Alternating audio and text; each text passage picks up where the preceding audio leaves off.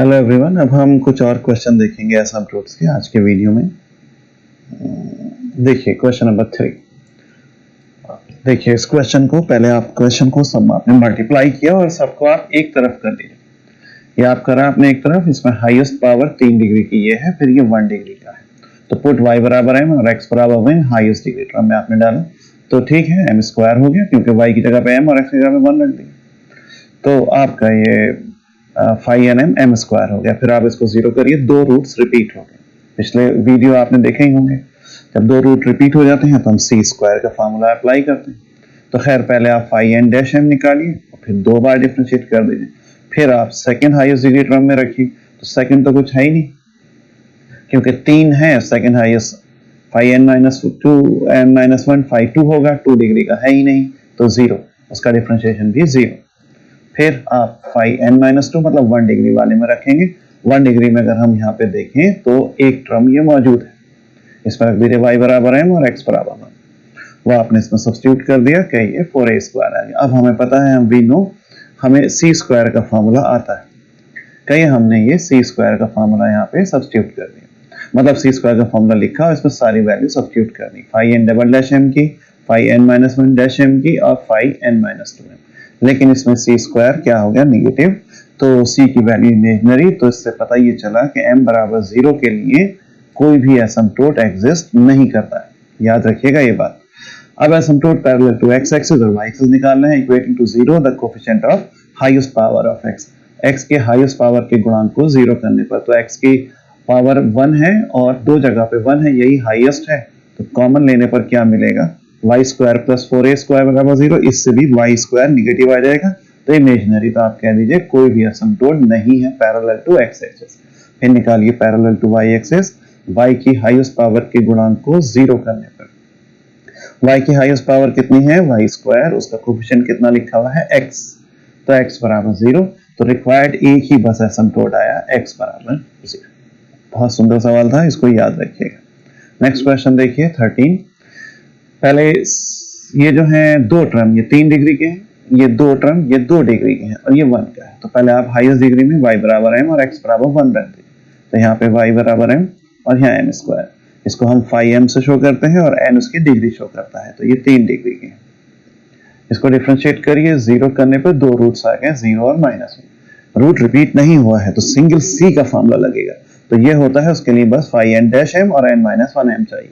तो हमने डैश तो ऊपर निकाल ही लिया है, y बराबर m और x बराबर 1 सेकंड हाईएस्ट डिग्री टर्म में आप सब्स्टिट्यूट कर दीजिए। बस आपने उसके बाद c का फार्मूला लिखा, उसमें इन दोनों वैल्यूज को 5n-m की वैल्यू और n-1m की वैल्यू डालिए, इससे c आ गया। c आने के बाद अब इसमें पहले m इक्वल टू एक बार 0 रखेंगे और एक बार -1 रखेंगे, जो आपने ऊपर निकाला। तो ये रखने पर c की वैल्यू 0 पे भी 0 आती है और -1 पे भी 0 आती है। तो एसिम्प्टोट हो गया y बराबर mx प्लस c, m बराबर 0, c बराबर 0 पे y 0, m बराबर -1, c बराबर 0 पे इतना आएगा। अब निकालिए asymptotes parallel to x axis and y axis. तो साहब इक्वेशन नंबर 1 में जाएंगे, parallel to x axis, x की हाईएस्ट पावर कितनी है, x स्क्वायर, उसका कोएफिशिएंट कितना है, y। तो मैं y को 0 कर दूंगा। तो देखिए मैंने यहाँ पे y को 0 कर दिया, तो एक एसिम्प्टोट ये आ गया। अब निकालूंगा asymptote parallel to y axis. तो y की हाईएस्ट पावर के गुणांक को 0 करना है इक्वेशन नंबर 1 में। चलिए ढूंढिए 1 में y की हाईएस्ट पावर, थोड़ा कलर में बदल दूं तो कहना एक तो यह है y की हाईएस्ट पावर और एक ये, कॉमन लेने पर x प्लस 1 आएगा। तो उसको आप 0 कर दें x प्लस 1 को, तो x बराबर -1, एक एसिम्प्टोट ये आ गया।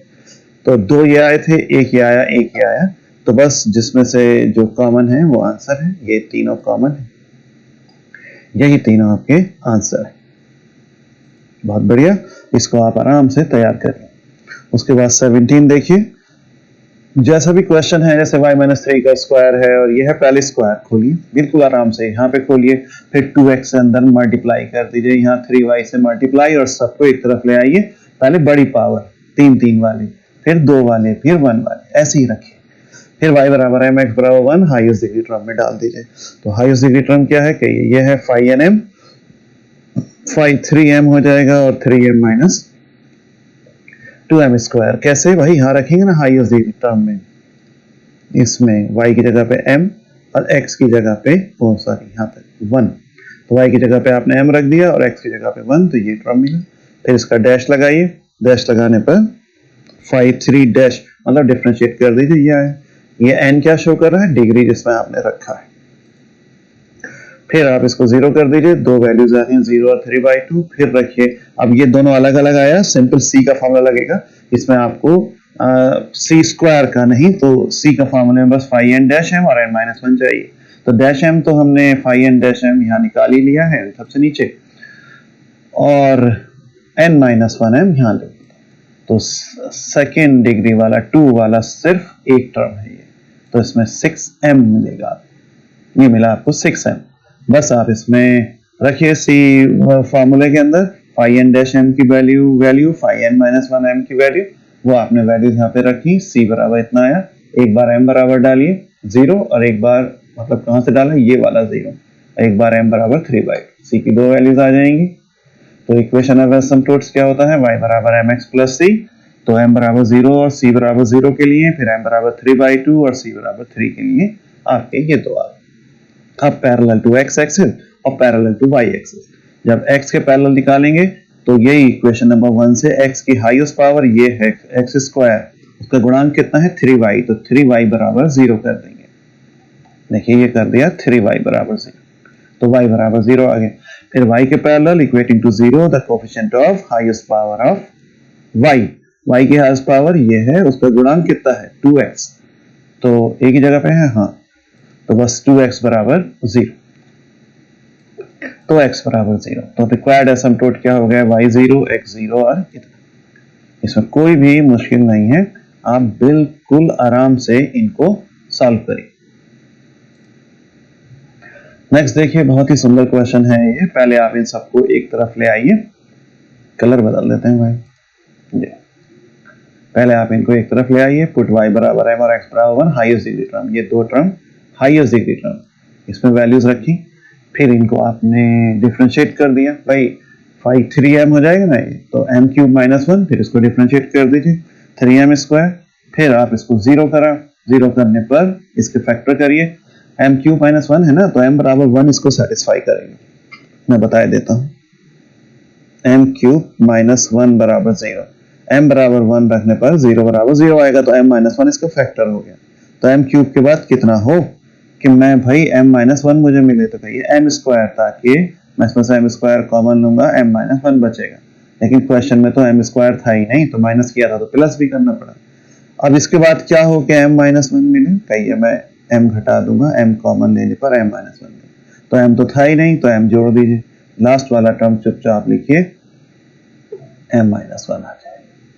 देखा आपने, ये मैंने आपको शायद पिछले वीडियो में भी बताया था कि फैक्टर कैसे करते हैं, शेषफल थ्योरम से, रिमाइंडर थ्योरम से।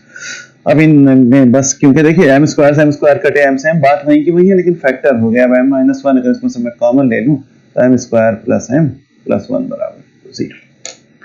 तो यही मैंने ऊपर करा है, यहाँ पे भी आपको करके दिखा दिए। अब इसमें ये बचेगा, अब इसमें धाराचार्य साहब का फॉर्मूला लगाइए, तो ये इमेजिनरी रूट्स आ गए दो, एक 1 आया, तो ओनली रियल रूट m बराबर 1 है।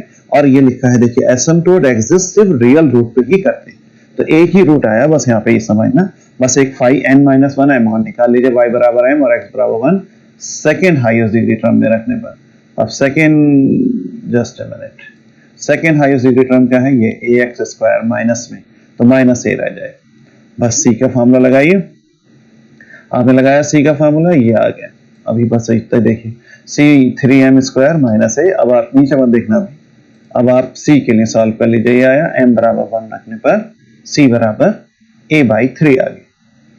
तो बस इक्वेशन ऑफ एसिम्पटोट में m1 और इतना। अब यहाँ लिख दिया no asymptote parallel to either axis. कोई कहे यार ये कैसे आया, तो मैंने यहाँ लिख के दिखाया बच्चों को कि equating to 0 the asymptote parallel to x axis. क्या, equating to 0 the coefficient of highest power of x we get from 1 से, जो 1 इक्वेशन है, x की हाईएस्ट पावर का गुणांक कितना है, अरे -1 बराबर 0 से कोई कुछ आता है, कोई एसिम्पटोट नहीं आएगा। और ऐसे y के नहीं आएगा, y के हाईएस्ट पावर का गुणांक यहाँ पे 1 है, तो उससे भी आपका नहीं मिलेगा। तो इसलिए डायरेक्ट भी लिख सकते हैं कि no asymptote parallel to either axis, लेकिन कभी कभी आप डायरेक्ट लिख देते हैं कभी कभी, लेकिन एग्जाम में आप हमेशा पूरा ही लिख कर आइए। ठीक है, आप इन क्वेश्चंस को तैयार करिए। मैं आपको अगला वीडियो फिर उसमें आगे क्वेश्चन बताता हूँ।